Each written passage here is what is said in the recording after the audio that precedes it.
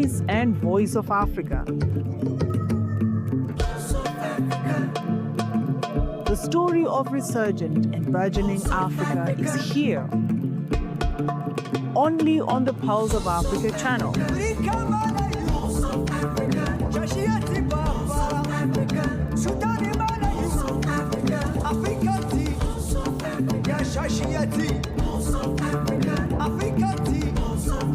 Pulse of Africa, the face and voice of Africa.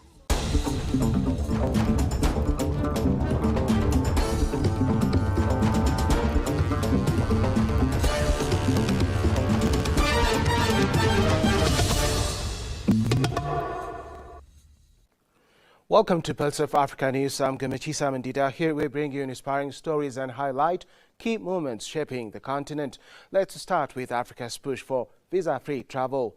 African policymakers, business leaders and development institutions have renewed calls for visa-free travel across the continent, citing the free movement of people as essential to unlocking economic transformation under the African Continental Free Trade Area.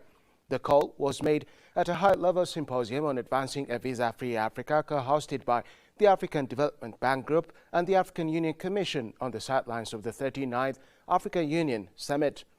Alex Mubiro, African Development Bank Director General for Eastern Africa, stressed that visa-free travel, interoperable digital systems and integrated markets are key to transforming policy ambitions into tangible economic gains.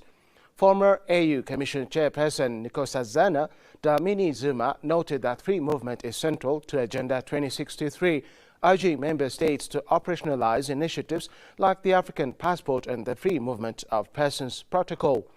Ghana's Trade Minister Elizabeth Afosu-Adjare cited early benefits from her country's open visa policies, including increased business travel, tourism and investment. The symposium also addressed the latest Africa Visa Openness Index, which shows that over half of intra-African travel still requires visas before departure. Aviation leaders, including Mesfin Bagala, called for full implementation of the Single African Air Transport Market, SAATM, linking visa liberalization with improved air connectivity. Regional officials highlighted the need for trust building through digital border management and interoperable information systems. Attendees concluded that achieving a visa-free Africa will require aligning migration policies, digital identity systems and border infrastructure alongside political commitment.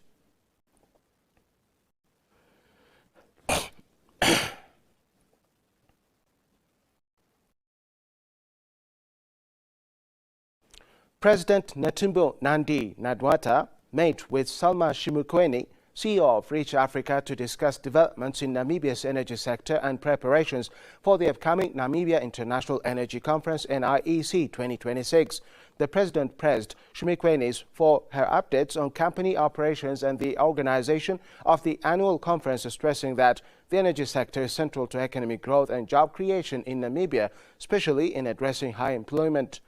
Shimukwene briefed the president on the 8th edition of NIEC, scheduled for 14 to 16 April 2026 under the theme The Road to First Oil and Beyond Partnership, Investment and Growth. She highlighted the conference's growth from 120 participants in 2012 to an expected 1,000 delegates this year. The NIEC is one of Africa's few energy conference platforms led by a Namibian woman, demonstrating local leadership in the global energy dialogue and showcasing Namibia's role in shaping regional energy discussions. Officials said the meeting reflects ongoing public-private collaboration aimed at attracting investment, advancing sector development, and positioning Namibia as a hub for energy investment and regional partnerships.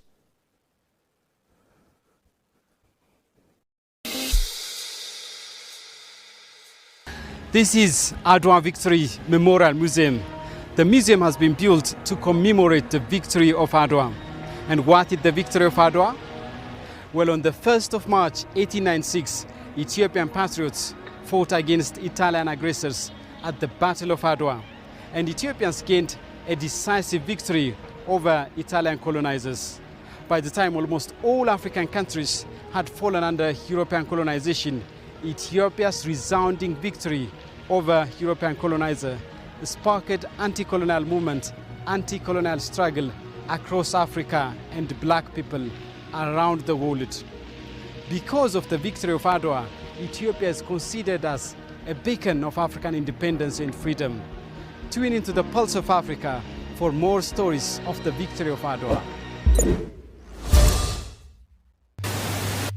If you don't tell your story, it will be told by others. They'll talk of hunger, they'll talk of war, they'll talk of conflict, but they'll not say the things that are happening in Africa that are positive.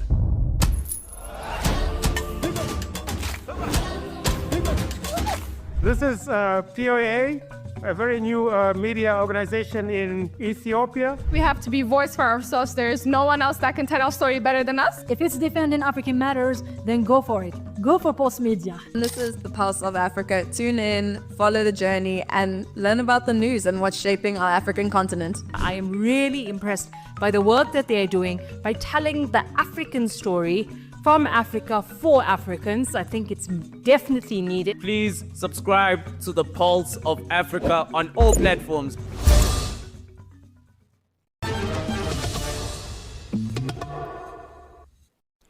President John Dramani Mahama has officially launched construction of a $250 million float glass manufacturing plant in Shama Western Region, marking a major step in Ghana's industrialization agenda.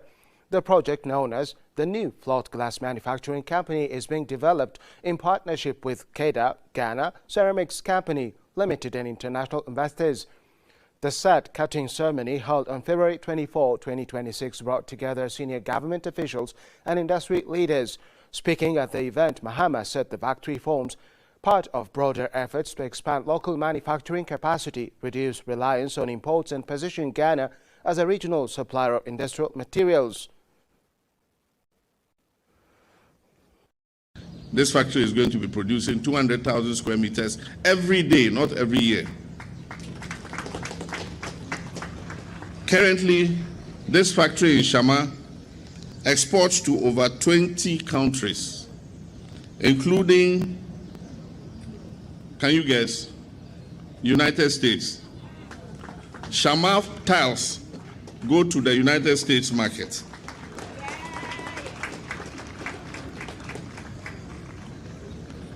Shama, you are exporting to Italy. You are exporting to France. You are exporting to Mexico. You are exporting to Peru. And you are exporting to Brazil. The initiative is also projected to generate thousands of jobs across construction, manufacturing, and related sectors. Authorities estimate the facility could deliver up to $100 million in annual exports while boosting tax revenues through corporate and payroll contributions. This demonstrates something important, that made in Ghana products can compete globally when quality meets scale. Since 2016, KEDA has been a reliable industrial partner. In 2025 alone, the company contributed, can you guess, 740 million Ghana cedis in taxes alone. Tax awotuyama GRA, Revenue Authority. 2025, wotuya 740 million cedis. Officials say the project will strengthen supply chains in construction and manufacturing while enhancing Ghana's competitiveness in regional markets. It forms part of a wider strategy to promote value addition, develop industrial hubs, and drive long-term economic transformation.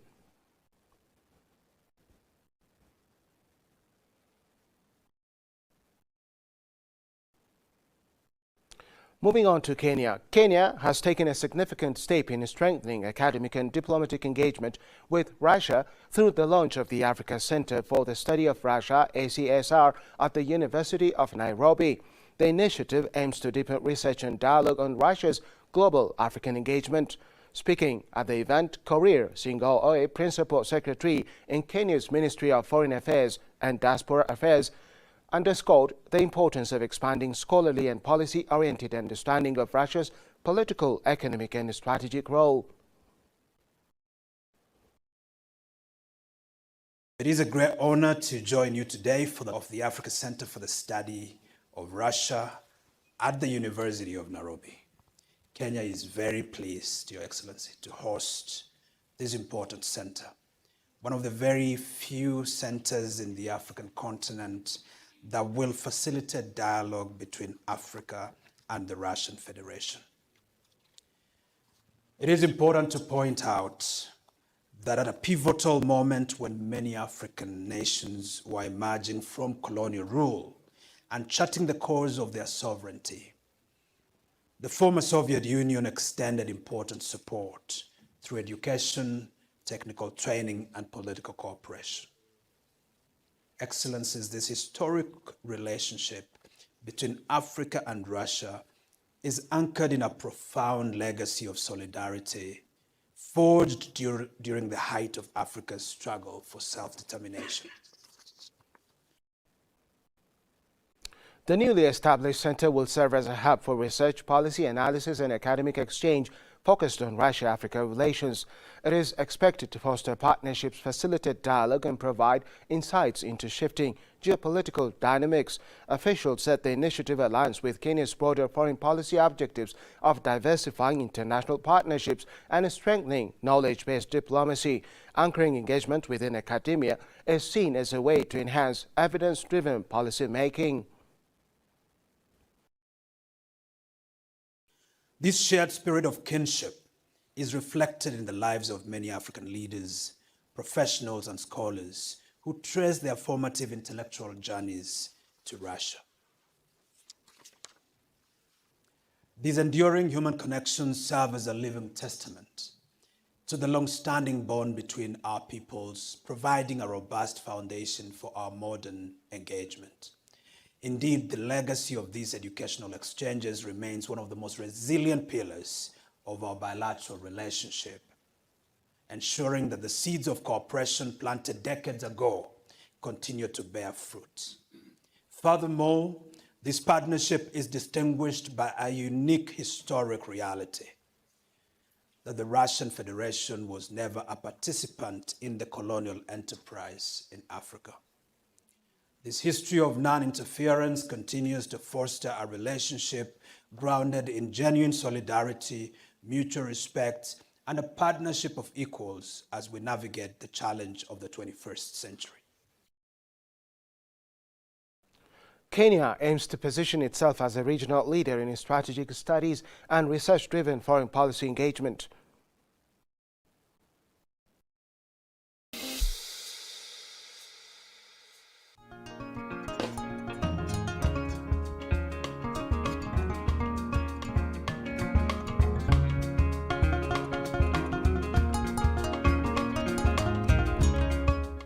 Proceeding Adwa. Remember this: the Europeans carved up our homes with bloodthirst, not because we were the third world, but because we were the first. Because we held gold in our hearts, because we had diamonds for eyes, because oil ran through our veins and a blessing hung in our skies. Remember this, that when they scrambled in the conference in Berlin and callously carved Africa, searing each African's skin, it was not because of their greed or need to sow seeds saturated with sorrow, but because through Africa's greatness they envisioned their own tomorrow, the beginning. Barriateri, the Italian general, had ice instead of eyes and a tongue of 5 leather whips. Rasalula was deafened by the whisper of lies that seeped from his lips. Through Alula's agents who could read the tone of Ethiopian winds, their whisper, we will catch the Italian advance before the advance begins. And with anger, that of lions, and a swiftness of eagle's wings, Alula rose, magnificent, and rode to the foot of Menelik the king.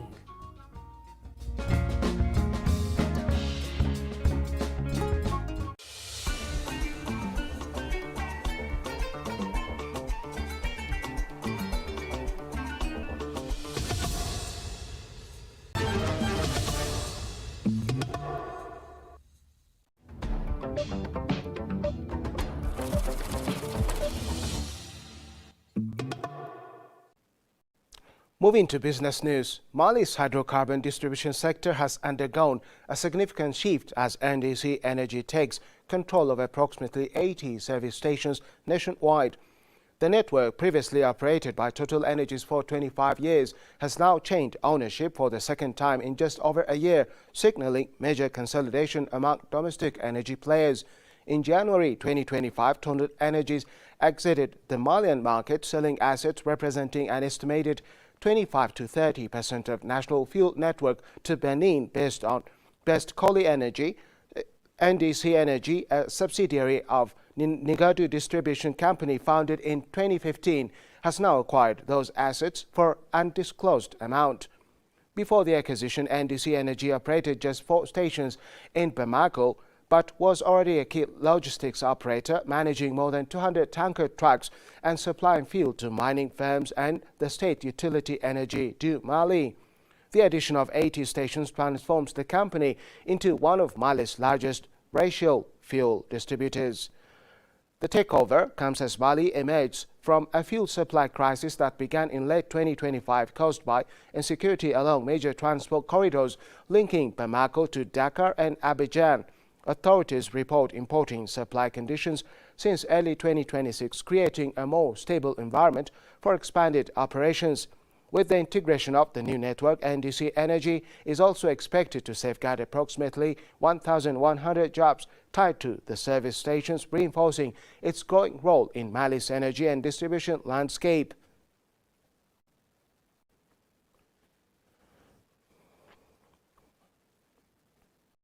Mauritius Commercial Bank Limited has successfully closed a $450 million syndicated term loan, marking a significant milestone in its funding strategy and expanding its reach across Gulf Cooperation Council (GCC) and Indian financial markets. The facility, initially launched at $300 million, attracted strong demand from international lenders and was subscribed by about 2.1 times. A total of 25 banks participated in the deal, including 5 new institutions, allowing MCB to increase the loan size to $450 million and secure more competitive pricing. Structured as a 2-year term loan with an optional 1-year extension, the facility enhances the bank's funding flexibility. Proceeds will support general corporate purposes and strengthen MCB's operations in Mauritius and across Africa. According to Group Head of Strategic Funding, Amber Sohair, the successful syndication reflects growing investor confidence and strengthens the bank's funding program. CEO Thierry Habrod added that participation from GCC and Indian banks highlights sustained trust in MCB's long-term growth ambitions. Major international lenders, including Standard Chartered and State Bank of India, acted as coordinators and book runners for the transaction, reinforcing the deal's strong global backing.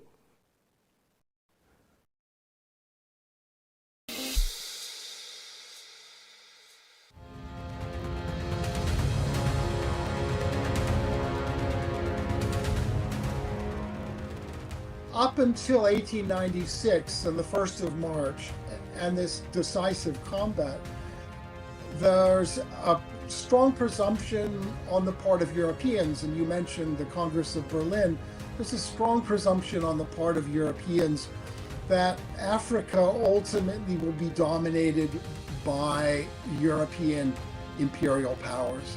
And what the Battle of Adwa shows is that that future is not inevitable. That's the future that's projected for Africa, but it's not an inevitable future. And what the Battle of Adwa does is to, in effect, is to put a stop to this particular ambition and this particular vision of the future. And it simply says, you know, this isn't a necessary future. There are other futures that we can imagine, including a future where Africa is free.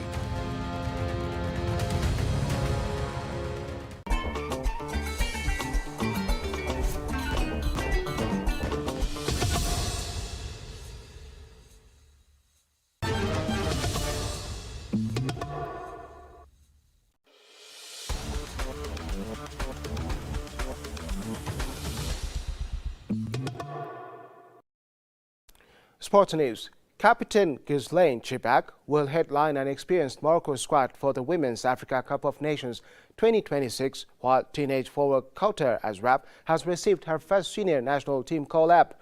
The tournament will be hosted by Morocco from 17 March to 3 April. Head coach Jorge Vida-Regres named a 32-player preliminary squad as the Atlas Lioness intensify preparations for the continental competition.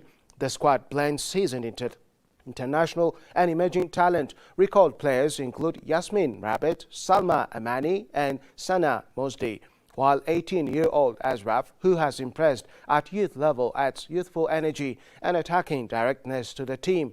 Chibak is joined by key figures such as goalkeeper Kada El Rechi, defender Nola Benzina and forwards Sakina Ozuri and Fatima Tagnout.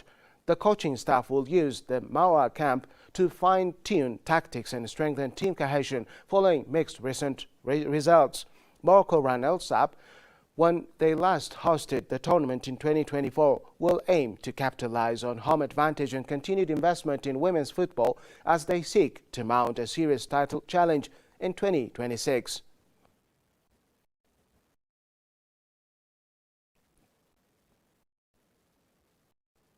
Now let's take a look at the weather forecast across Africa.